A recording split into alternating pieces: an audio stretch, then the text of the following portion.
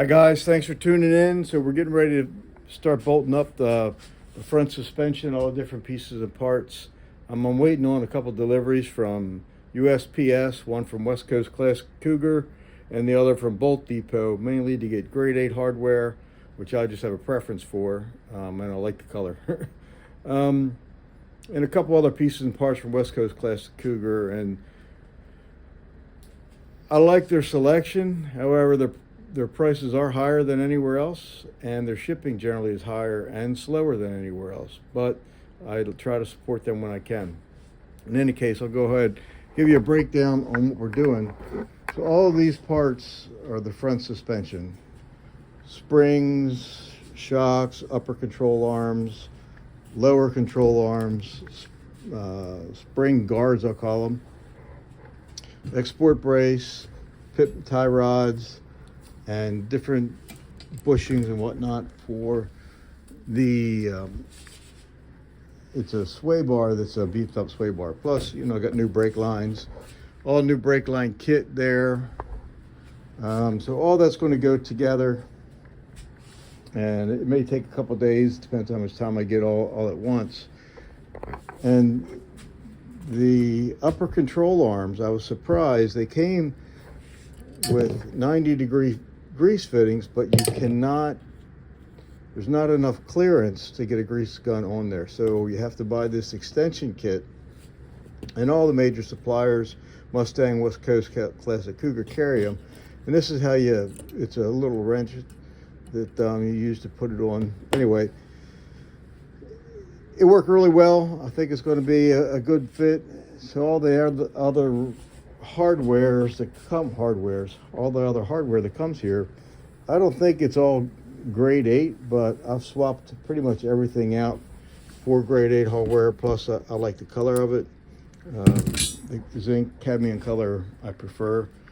And this is just local hardware. It comes from Dorman, but it's still Chinese made. So it is what it is until we get our manufacturing back. In any case, the 90-degree grease fitting on these upper control arms is really important, because what used to be, people would burn, I don't know if you can see it, probably can't. You gotta get a light. I should have had this set up, I apologize. If you can see, people normally burn a hole through the side of the shock tower to get a grease gun in there. And, you know, they did what they had to do, but that's not the way to do it. And going forward, we're going to have a real good accessibility to take care of it. In any case, the way this gets installed is this. Let's see if I get it out without scratching the paint. This beast is what compresses the spring. There are other spring compressors that would work, but I don't think they're safe. And so this just bolts into the spring perch as where the shock would bolt up. And then it gets compressed on top of the shock tower cap, I guess, through this bracket. And I've got a different configuration of washers and a bearing, and I'm hoping that's going to help it thread a lot easier. And I think it's going to work out really well. Hopefully I'll finish it in a day or two. I'm like everything else, I'm in no hurry. I end up trying to do it. I end up doing it 2 or 3 times, but I am waiting for some deliveries, so that's pretty much where we are.